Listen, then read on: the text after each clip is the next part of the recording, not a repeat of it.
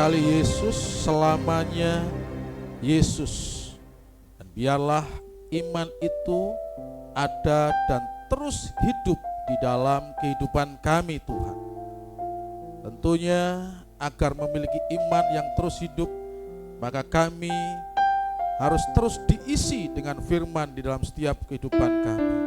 Di setiap momen-momen yang ada, firman itu harus mengajar, harus diajarkan dan harus dihidupi di dalam hidup kami. Karena kami melihat Tuhan, ada begitu banyak orang-orang percaya yang awalnya menggebu-gebu, yang awalnya dipenuhi dengan karunia dan talenta, tetapi mereka berguguran di tengah jalan Tuhan. Oleh karena iman mereka kandas, teralihkan oleh dunia ini Tuhan. Dan kami tidak mau seperti itu. Terlebih lagi di dalam firman-Mu, Engkau sendiri berkata bahwa di hari-hari kemudian akan ada orang-orang yang murtad Tuhan. Firman-Mu harus digenapi, tetapi kami tidak mau menjadi penggenap atas firman tersebut. Untuk itulah Tuhan, hari ini kami hadir untuk belajar supaya kami tidak kandas di tengah jalan Tuhan. Terima kasih Roh Kudus, pimpin kami, bawa kami untuk mengerti isi hati-Mu pada pagi hari ini. Dengan demikian, selesai daripada mendengarkan firman, setiap kami memiliki iman yang berkobar-kobar di dalam Engkau, menjalani hidup dengan benar, dengan hidup kudus sesuai dengan apa yang Kau kehendaki. Terima kasih, hamba-Mu siap Engkau pakai menjadi media-Mu Tuhan. Dengan urapan kuasa dan wibawa-Mu Tuhan, hamba-Mu akan menyampaikan isi hati-Mu pada pagi hari ini. Ini doa kami, dan di dalam nama Kristus Yesus kami siap belajar firman. Haleluya, amin.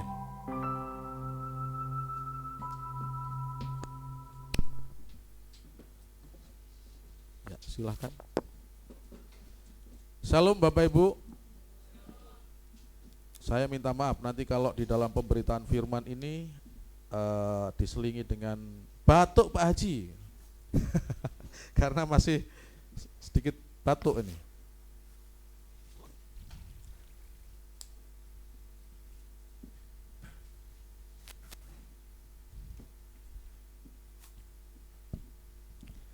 Puji Tuhan, kita sudah masuk di bulan ke-10 di tahun 2024 ini. 2 bulan lagi kita akan merayakan Natal. Gak terasa toh? Ya. Padahal kayak kemarin aja merayakan Natal. Bapak Ibu, langsung saja pagi hari ini saya akan mengambil tema di dalam pemberitaan firman, yaitu akan ada yang murtad. Waduh, bahasa-bahasa murtad ini yang kita pahami kan pasti dari seberang, dari sebelah ya.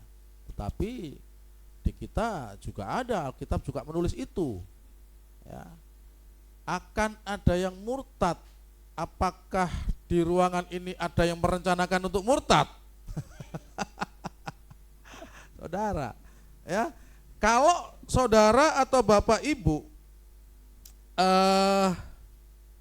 mendengar kata murtad, maka kalau kita melihat tokoh-tokoh atau orang-orang yang kita lihat berseliweran di YouTube, itu yang terpikiran bapak ibu siapa? Yang murtad, meninggalkan iman Kristen. Yang Kristen meninggalkan imannya dan beriman kepada ilah lain, Allah lain. Siapa? Kalau di yang berseliweran di TikTok kah, di Facebook, di YouTube, ada terbesit nama yang dulunya nih orang-orang Kristen, tetapi sekarang dia menjadi pembicara atau menjadi juru bicara dari kepercayaan lain. Yang pertama, tolong tampilkan, klik. Nah, kenal itu? Tahu ya, ada namanya juga sih di situ. Beliau ini kesaksiannya 7 tahun meneliti Alkitab.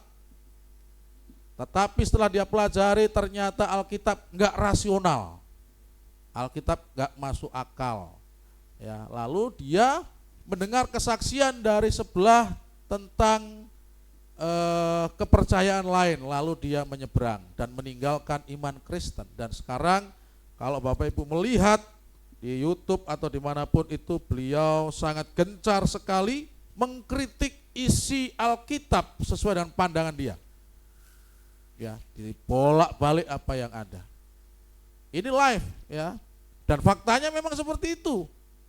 Ya. Yang kedua, Bapak Ibu tahu ini juga ya? Tahu ya, nggak kenal tahu ya? Ya. Dulu namanya Kainama. Ya, sekarang dikasih depannya itu. Ya, ini bangkai ya. Sebutannya kalau di YouTube itu bangkai. Ya, bangkai nama. Juga lebih banyak di dalam di dalam dakwahnya dia lakukan, lebih banyak mengupas sisi pandangan Alkitab dari apa yang dia pahami, daripada kitab suci yang dia imani sekarang. Lanjut lagi. Ya. Dulu beliau katanya pendeta. Ya. Dan selalu Bapak Ibu, mereka yang meninggalkan iman Kristen itu tidak bisa move on. Mereka masih otak-atik Injil, tetapi dengan versi dia, dan dia olah sedemikian rupa, lalu dia perhadapkan dengan kitab lain ini loh. Betul, jadi Injil itu nggak masuk akal. Ya. Dan masih banyak lagi Bapak Ibu, artis-artis yang ada itu banyak orang-orang yang murtad. Tapi bagaimana Allah menghadapi atau Allah melihat fenomena seperti ini Bapak Ibu? Di zamannya para rasul, ya, Rasul Paulus sudah menuliskan surat kepada Timotius, ya, di dalam 1 Timotius 4 ayat 1 dan 2 itu dengan jelas Bapak Ibu bisa membaca atau melihat di dalam AP atau Alkitab Bapak Ibu, di situ dikatakan seperti ini. Tetapi Roh dengan tegas mengatakan bahwa di waktu-waktu kemudian ada orang yang akan murtad lalu mengikuti roh-roh penyesat dan ajaran setan-setan oleh tipu daya pendusta-pendusta yang hati nuraninya memakai cap mereka. Saudara, dengan jelas dikatakan roh. Ya. Roh ini R-nya besar ini. Ya, ini Roh Kudus, ya. Roh dengan tegas, berarti enggak main-main ini. Ya. Roh dengan tegas mengatakan di waktu-waktu kemudian ada orang yang akan murtad. Orang, Bapak Ibu ya, di kemudian hari, orang ini tidak berbicara hanya jemaat saja. Oh, ini orang berarti untuk pengajar, pendeta, dosen, aman. Tidak Bapak Ibu. Ya, yang dikatakan oleh Roh Kudus ini bahwa dengan tegas mengatakan waktu-waktu kemudian ada orang, pendeta bisa murtad, ya, jemaat bisa murtad, pelayan-pelayan Tuhan yang ada di altar bisa murtad, ada kemungkinan murtad, ya. Majelis-majelis ada kemungkinan dan bisa ada celah untuk melakukan itu. Nah, pada pagi hari ini kita diingatkan oleh Allah, kita harus berhati-hati. Kenapa demikian? Karena seperti yang sampaikan tadi, bahwa iblis, ya, dengan roh-roh penyesatnya itu, mereka terus bekerja dengan tipu daya, dengan penyesatan, dengan dusta-dusta, supaya apa? Supaya orang-orang yang percaya ini hati nuraninya pada akhirnya tumpul. Mereka diragukan dengan cerita-cerita ajaran-ajaran nenek moyang, dengan dusta-dusta yang ada. Ya. Bisa jadi itu bisa meninggalkan Allah. Maka dari itu Bapak Ibu semua, setiap kita yang mau belajar firman Allah, maka belajarlah kepada orang-orang yang tepat, orang-orang yang sudah Bapak Ibu lihat dia menganut teologinya itu apa, atau pemahamannya itu apa. Ya. Kalau di luar daripada gereja yang memakai di luar daripada kitab lain, Bapak Ibu itu sudah jangan diikutin. Ya. Bapak Ibu bisa masuk ke gereja GKI, GPDI, ya apalagi GP itu sama dengan kita. Pemahamannya sama. Hanya beda liturgi aja. Mungkin satunya tepuk tangan, yang satunya tidak, itu ya. Tetapi sama, imannya sama, Alkitabnya sama. Mereka beriman kepada Kristus. Ya. Nah, murtad Bapak Ibu, apa sih itu murtad? Murtad itu bisa dikatakan dengan berkhianat, ya, memberontak atau mengundurkan diri. Ya.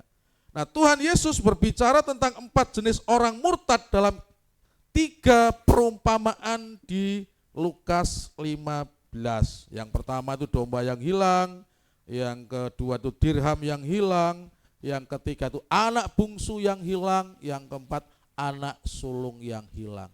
Dengan 3 jenis, ya, dengan berbintang 4 jenis orang murtad dalam 3 perumpamaan ini kita akan melihat sekilas satu persatu. Ya. Yang pertama tentang domba yang hilang, Bapak Ibu. Waduh, belum saya nih. Minta maaf.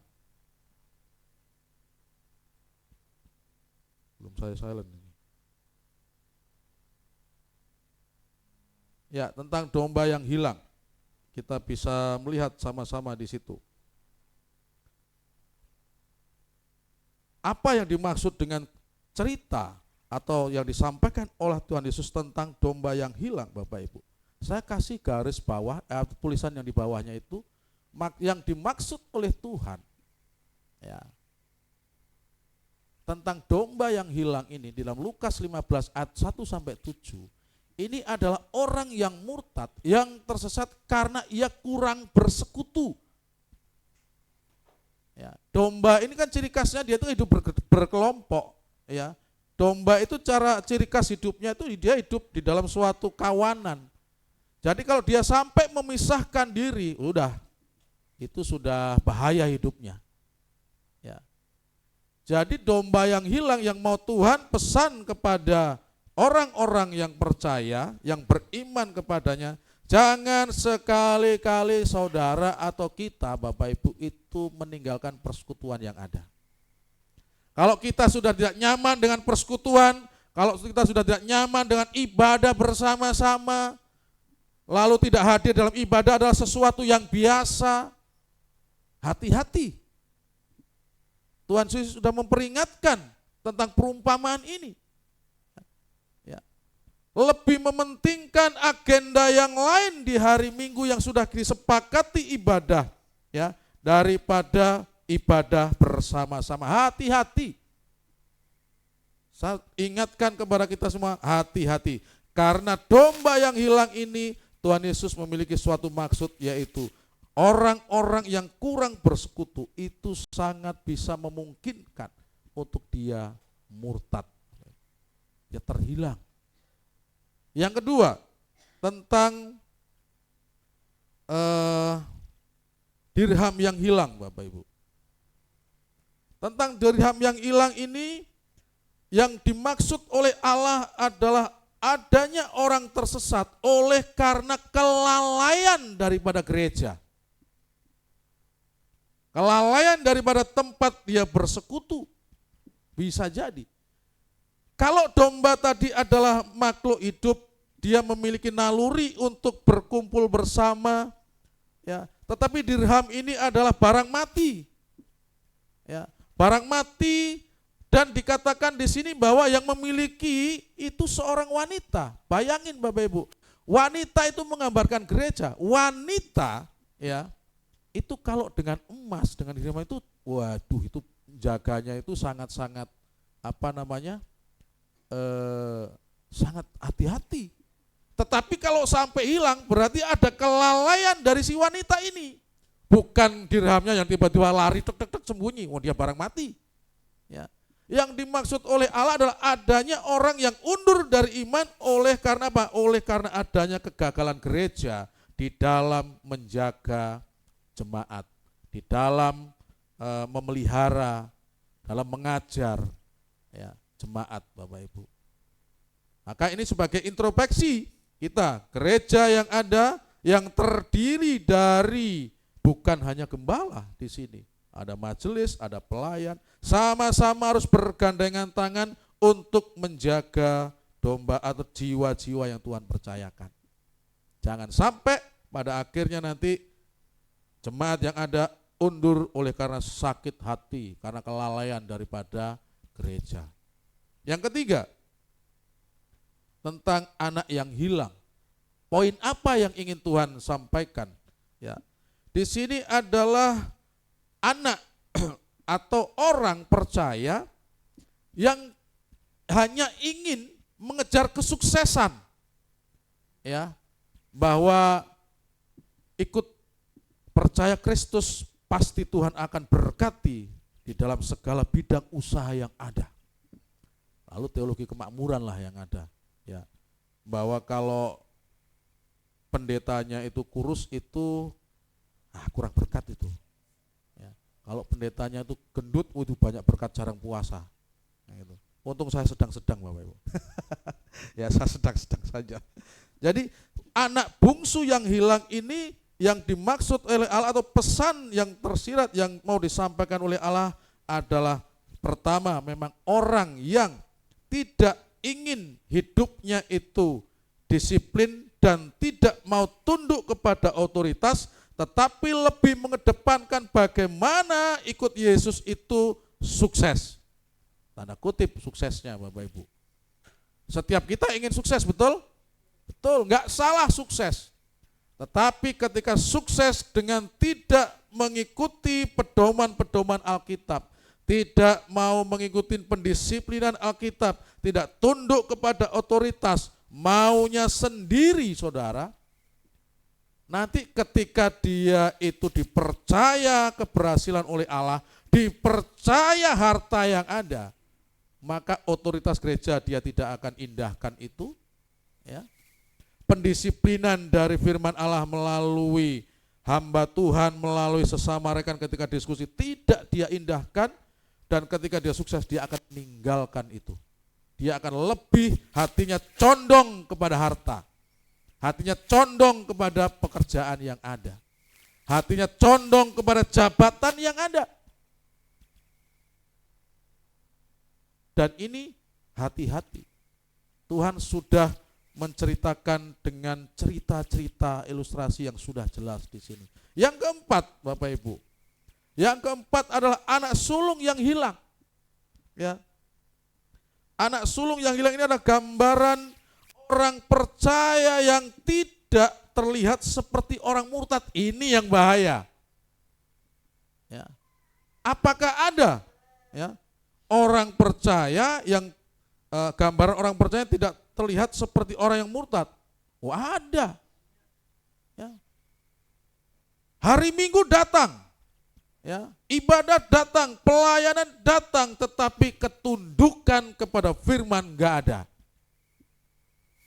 Ditegur, marah, dan merasa dirinya itu benar.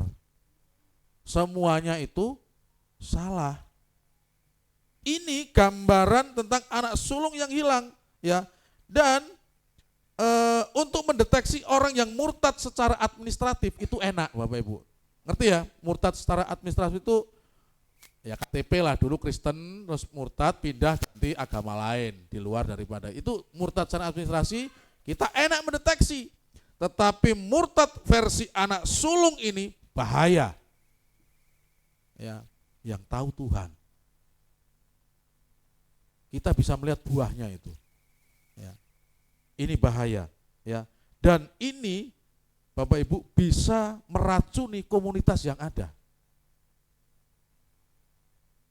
Jangan sampai, ya, di antara kita ada di 4 golongan ini, terlebih lagi yang keempat ini, seperti anak sulung ini saudara. Hari-hari bersama dengan orang tuanya, ya, menggarap, mengerjakan harta benda orang tuanya. Tetapi dia tidak merasakan bahwa dia itu anak daripada orang tuanya. Dia merasakan bahwa ya saya ini pekerja. Dia merasakan bahwa seperti apa yang dilakukan rutinitas saja. Maka ketika Allah membuat suatu kemurahan kepada orang lain, dia cemburu. Dia menggerutu, protes kepada Tuhan. Bahaya Bapak Ibu. Jangan sampai kita seperti ini. Murtad-murtad seperti ini murtad yang tidak terdeteksi dan hanya Allah yang tahu. Saya tidak mengharapkan kita ada di sini. Lalu lanjut Bapak Ibu, berikutnya adalah 3 orang murtad pertama tadi ya dalam perumpamaan ini akhirnya mereka pulang. Ya. Salah satunya Dirham nggak pulang tapi ditemukan. Ya. Namun dalam kasus anak sulung kita melihat itu di luar rumah. Di akhir ceritanya ya, jadi Tuhan pasti ingin menunjukkan dia sebagai orang murtad terburuk dari semuanya. Yaitu apa? Orang yang selalu berada di rumah Allah tetapi hidupnya tidak menghidupi firman Allah. Setiap minggu datang ibadah, tetapi ketika dia misalkan sakit datangnya ke orang pintar. Ya. Oh di sana ada orang pintar, kamu bodoh berarti, karena kalau harus datang ke orang pintar. Ya. Kalau ada orang menawari gitu, Bapak tolong tanya dia gelarnya apa. Kalau dia orang pintar, toh berarti kan gelarnya harus ada doktor apa kan begitu. Kalau nggak ada gelarnya jangan, itu nggak pintar itu. Ya. Anak sulung pada akhirnya terhilang. Ya, karena apa ya itu tadi dia merasa benar. Tidak, kalau orang sudah merasa benar itu semuanya itu salah. Kalau orang sudah merasa benar itu susah dinasihati. Ya. Mendingan orang yang tidak tahu ini benar atau salah itu lebih gampang. Ketika dia tahu dia akan berubah. Tapi kalau yang merasa benar ya susah Bapak Ibu. Kok siapa? Ya. Nah, pertanyaan berikutnya, dampak dari murtad. Ya, saya kasih tahu nih dampak-dampaknya kalau meninggalkan Tuhan ini. Ini sesuai Alkitab, ya, bukan sesuai karangan. Yang pertama nih, dampak dari murtad itu adalah mengalami kemarahan Tuhan, saudara. Emangnya Tuhan nggak bisa marah? Bisa nggak Tuhan marah? Bisa, saudara. Jangan kita memahami Allah itu hanya sekedar Allah itu penuh kasih, penuh pengampunan. Kalau tidak seimbang, bahaya. Kita nanti akan menyepelekan Tuhan. Ya. Allah di Alkitab katakan api yang menghanguskan. Ya. Ya. Jadi orang yang murtad itu akan mengalami kemarahan Tuhan sebagaimana orang Israel pada waktu itu. Ini gambaran Israel kan gambaran orang percaya juga saudara dalam Hakim-Hakim 10 ayat 6 dan 7 itu. Orang Israel itu melakukan pula apa yang jahat di mata Tuhan. Mereka beribadah kepada para Baal dan para Asitoret, kepada para Allah orang Aram, para Allah orang Sidon, para Allah orang Moab, para Allah Bani Amon, dan para Allah orang Filistin. Tetapi Tuhan ditinggalkan mereka dan kepada Dia mereka tidak beribadah. Waduh, parah sekali. Ya. Lalu ini kan berarti mencerita dampak dari ayat sebelumnya. Ya. Lalu bangkitlah murka Tuhan terhadap orang Israel dan ia menyerahkan mereka ke dalam tangan orang Filistin dan Bani Amon. Kalau Allah sudah marah, dia tidak berpihak kepada kita, saudara. Celaka 12, saudara. Ya. Kalau notok 12 saja, kalau masih ada ya levelnya lagi ya. Ya.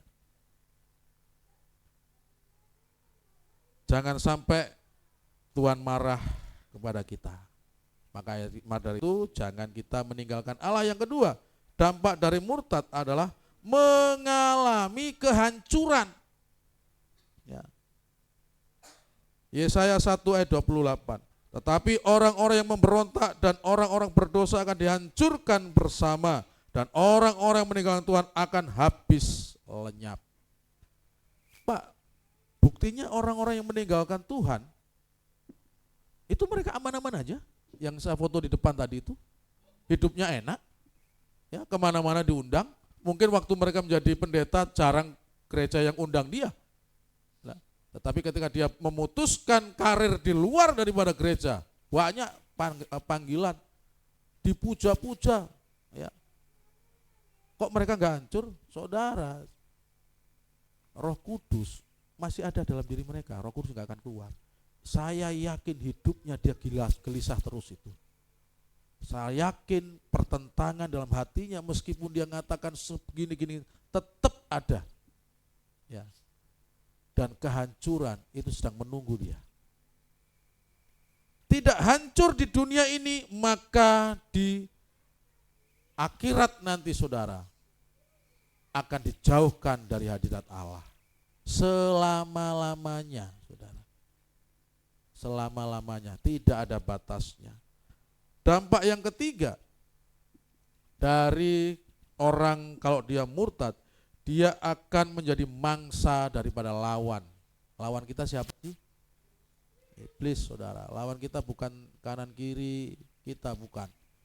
Ya, lawan kita adalah si iblis. Ya, dikatakan seperti ini, lihat nih. Sadarlah dan berjaga-jagalah. Lawanmu si iblis berjalan keliling sama seperti singa yang mengaum-ngaum dan mencari orang yang dapat ditelannya. Saudara, kalau saudara murtad, saudara itu orang yang siap ditelan oleh iblis. Ya, saudara akan masuk ke dalam perangkapnya. Orang yang tidak bersama dengan Allah, itu secara otomatis dia itu menjadi seterunya Allah. Itu firman Tuhan. Ya. Tetapi kalau kita bersama dengan Allah, maka kita koalisinya Allah. Ya. Lalu ayat 9 kan, lawanlah dia dengan iman yang teguh. Lah kalau kita murtad, kita sudah enggak punya iman senjata untuk melawan iblis, itu iman yang teguh kepada Kristus. Kalau kita sudah enggak percaya, enggak beriman kepada Kristus, mau apa? Pakai apa lawannya, saudara? Enggak ada. Ya. Selain daripada kita jadi sosis bagi iblis. Ya, ya tadi seperti bola ditendang sana, tendang sini sama iblis. Kita dipermainkan oleh iblis. Ya.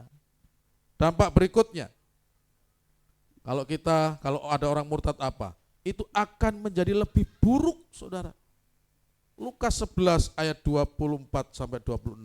Apabila roh jahat keluar dari manusia, ia pun mengembara ke tempat-tempat yang tandus mencari perhentian, dan karena tidak mendapatkannya, ia berkata, aku akan kembali ke rumah yang telah kutinggalkan itu. Maka pergilah ia dan mendapati rumah itu bersih, tersapu dan rapi teratur.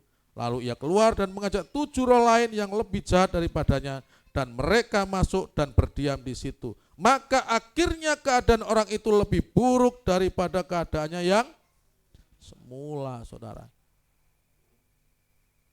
Orang yang meninggalkan iman di dalam Kristus, saudara, kehidupannya akan lebih buruk.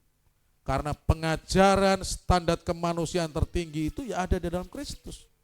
Bagaimana ketika kita disakiti orang, kita nggak boleh membalas? Itu ajaran siapa kalau ajaran dalam kekristenan, saudara? Sedangkan di luar sana masih memakai mata ganti mata, gigi ganti gigi. Kita sudah direvisi itu, direvisi ya. Sudah disempurnakan oleh Tuhan.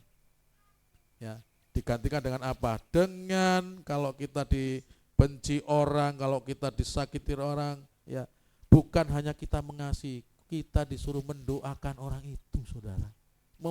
Melepaskan berkat, saudara. Jangankan kita membayangnya wajahnya aja sudah jengkel, lalu kita suruh Tuhan berkati orang yang dalam bayangan saya ini, saudara. Susah enggak itu? Susah. Kenapa? Karena kita enggak beres dengan Tuhan. Kalau kita beres, bisa. Saya yakin bisa. Kuncinya kita harus beres dulu dengan Tuhan.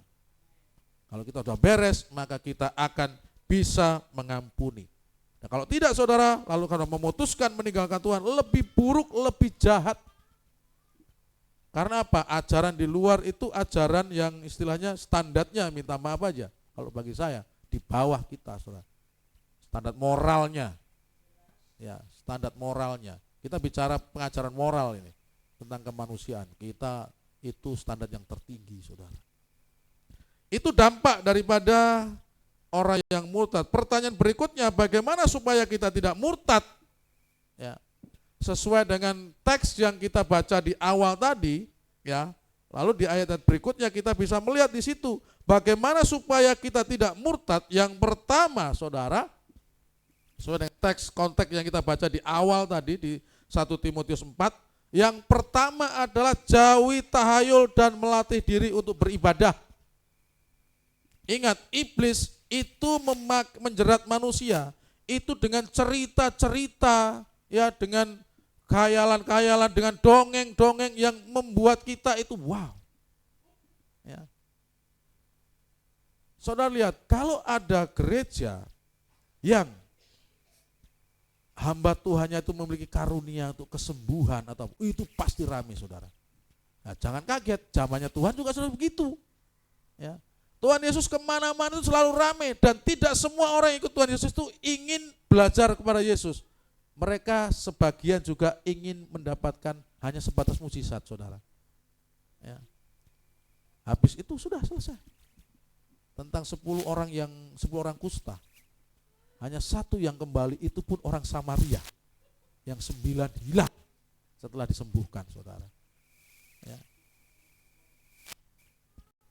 Jauhi tahayul dan melatih diri untuk beribadah. Tetapi jauhilah tahayul dan dongeng nenek-nenek tua. Ya, bukan dongengnya Bunda ya. Bunda yang disampaikan di sini ini firman Tuhan. Ya.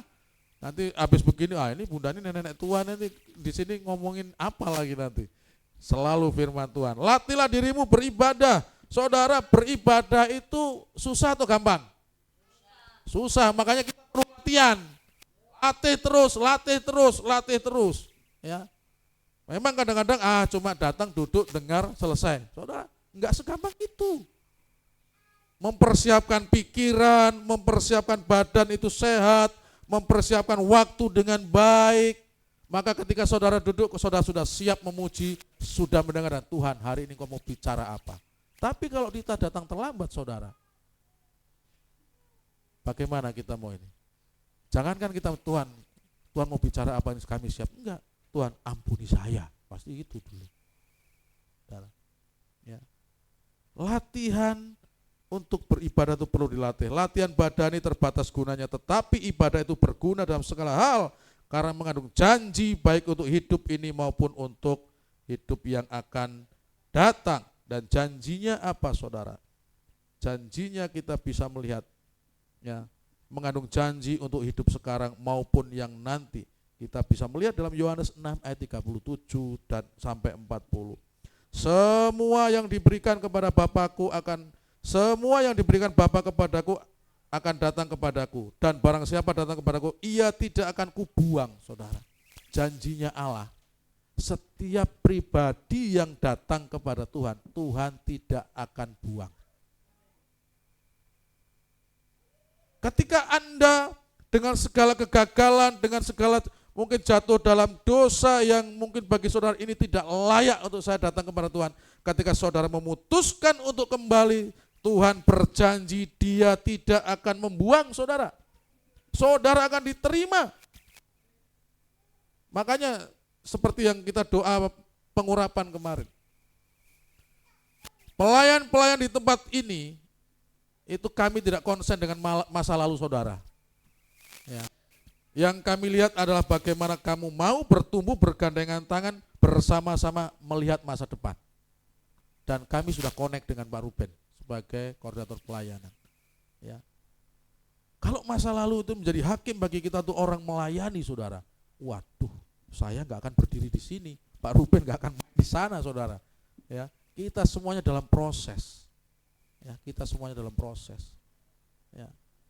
Sebab aku telah turun dari surga bukan untuk melakukan kehendakku, tetapi untuk melakukan kehendak Dia yang telah mengutus aku. Dan inilah kehendak Dia yang telah mengutus aku, yaitu supaya dari semua yang telah diberikannya kepadaku jangan ada yang hilang. Ingat, ya, Tuhan tidak mau kita itu terhilang, saudara. Tetapi kalau kita memutuskan kita yang menghilang, kira-kira bagaimana? Kesalahan di mana itu? Kita sendiri, saudara. 100 untuk Kak Rimes. Ya. Yang kedua, bagaimana supaya kita tidak murtad, saudara? Bertekun membaca Alkitab. Saya ulang-ulang saja ini. Ya. Bertekun membaca Alkitab. 1 Timotius 4 ayat 13. Sementara itu, sampai aku datang, bertekunlah dalam membaca kitab-kitab suci, dalam membangun dan dalam mengajar. Manfaatnya sudah disampaikan dan sudah dijabarkan oleh Pak Novet. Ya, tentang membaca Alkitab ini. Yang jelas di situ sudah ada memberi hikmat, menuntun kepada keselamatan, bermanfaat untuk mengajar, menyatakan kesalahan, memperbaiki kelakuan, mendidik orang dalam kebenaran. Kalau kita enggak membaca Alkitab, bagaimana kita bisa mengetahui 6 poin ini? Ya. Kalau kita enggak membaca Alkitab, bagaimana kita bisa memperoleh hikmat Allah? Karena hikmat Allah diperoleh dengan kita membaca Alkitab. Ya. Bagaimana kita menemukan atau berjalan di dalam suatu keselamatan kalau kita tidak membaca Alkitab, saudara? Ya. Bagaimana kita bisa mengajar, bagaimana kita bisa menjadi teladan yang benar sesuai dengan Alkitab kalau kita enggak membaca Alkitab? Ya.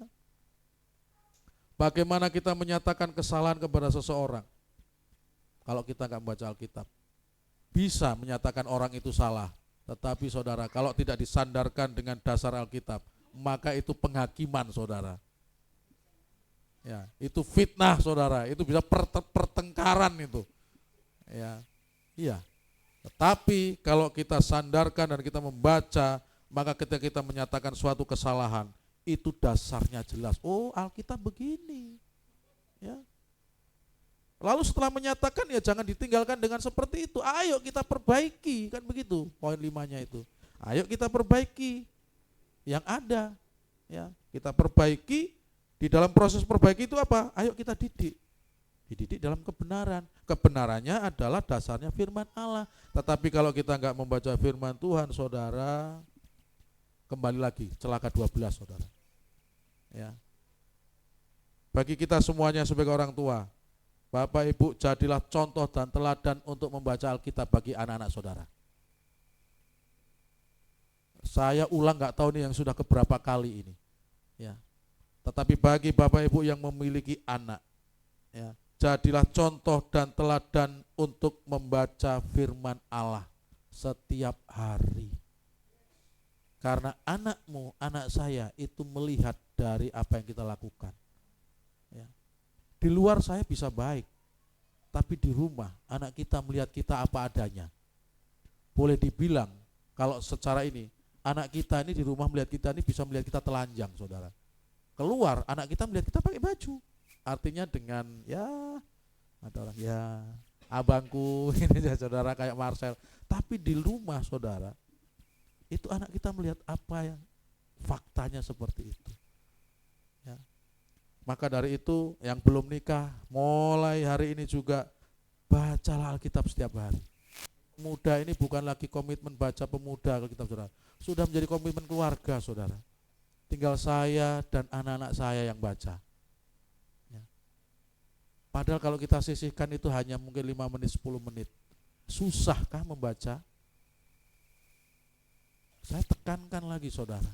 Karena ini salah satu syarat agar kita tidak terjerumus atau agar kita tidak murtad. Simple. Membaca Alkitab. Ya. Tidak harus sekolah teologi, saudara. Membaca Alkitab. Ya, belajar Alkitab, saudara. Simple. Lalu yang terakhir, yang ketiga, ya, yang ketiga agar kita tidak murtad, saudara, sesuai dengan 1 Timotius 4 tadi, ada selalu mawas diri dengan mengevaluasi diri kita. Makanya perlu Bapak Ibu ketika Bapak Ibu di cermin, itu jangan hanya fokus dengan dandanan, jangan fokus dengan alis, jangan fokus dengan apa yang namanya ini, lipstick. Kita yang laki-laki jangan fokus dengan waduh udah panjang nih perlu dikerok nih atau mau disemir nih, saudara. Tapi sesekali merenunglah di depan cermin itu. Saudara lihat wajah saudara, lalu saudara bayangkan hari ini aku melakukan apa saja. Pantas enggak itu dilakukan oleh Dodik? Pantas enggak Dodik tadi berbicara seperti itu? Pantas enggak Dodik tadi itu berkata sama anak seperti itu? Mengevaluasi diri, saudara. Kami waktu sekolah kita dulu, mungkin Kak Novet juga waktu diajarkan untuk homiletik, saudara. Itu ilmu untuk berkhotbah itu.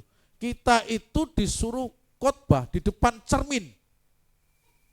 Omong di depan kita sendiri, awalnya mau ketawa juga saudara.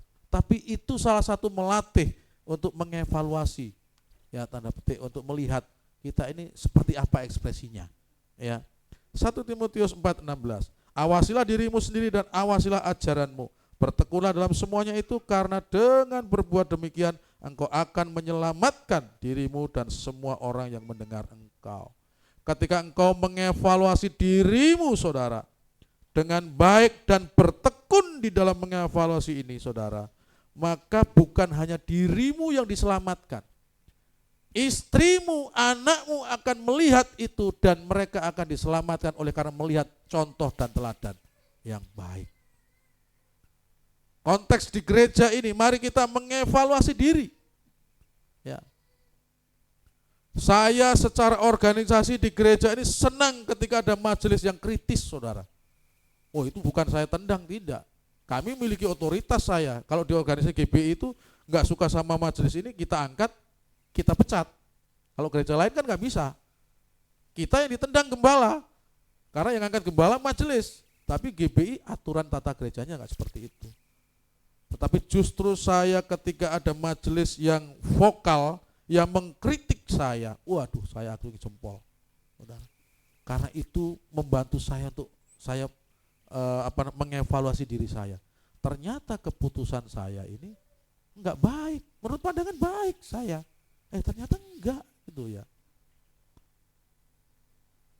Kita perlu untuk dievaluasi. Selain mengevaluasi diri, kalau ada orang yang mau mengevaluasi kita juga malah senang. Nah, saudara, saya mau tanya kepada teman-teman semuanya, pekerjaan yang mudah bagi kita itu apa sebenarnya? Diawasi atau mengawasi? Pekerjaan yang mudah itu adalah pekerjaan untuk mengawasi, mengamat-ngamati orang lain, betul? Daripada mengamat-ngamati diri sendiri nih. Kalau mengamati orang lain, itu disuruh mencari kelemahan, kelebihannya kita cepat, saudara. Apalagi kalau kelemahannya, kejelekannya, 10 poin itu cepat itu. Oh ini begitu. Ya. Tetapi ketika kita dipertanyakan pada diri kita, evaluasi diri, itu susah, saudara. Itu susah. Nah, apa yang disampaikan oleh Paulus di dalam 1 Timotius 4 bahwa di roh dengan tegas di hari-hari kemudian akan ada orang yang murtad, itu mirip dan sama, ya mirip ya dengan apa yang disampaikan oleh Tuhan Yesus ya di dalam Matius 26 ayat 21, saudara. Aku berkata kepadamu, sesungguhnya seseorang di antara kamu akan menyerahkan aku, sudah memberikan peringatan Tuhan di dalam perjamuan terakhir. Ya. Bahwa di antara 12 orang ini aku memperingatkan kamu akan ada satu orang yang mengkhianati aku.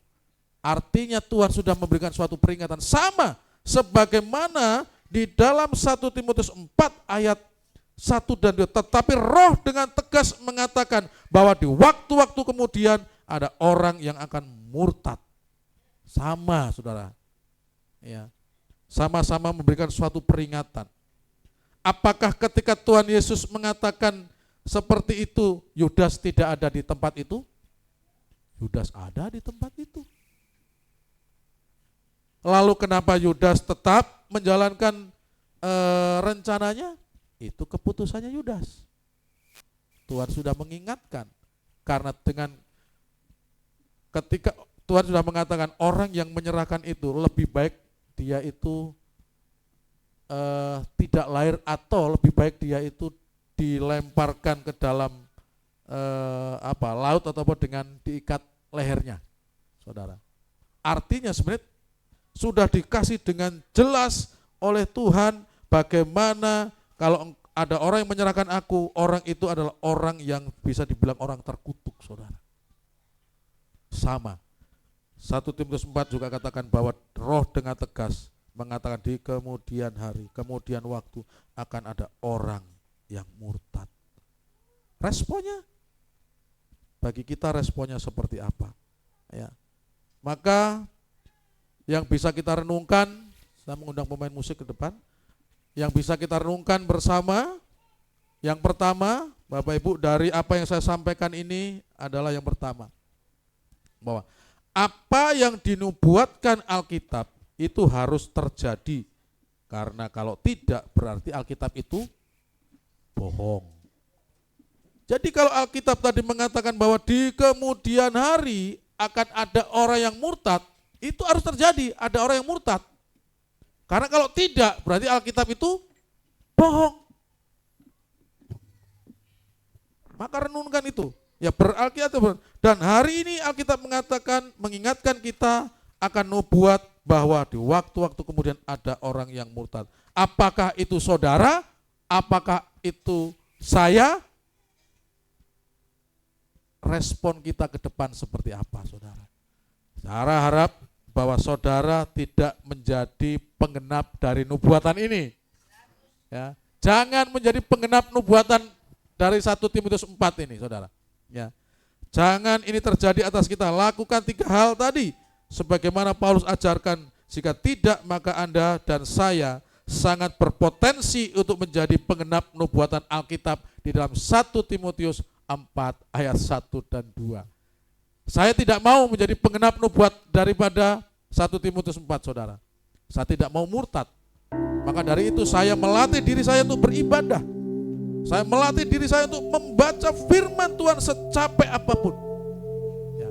Dan saya berusaha untuk selalu mengevaluasi diri saya.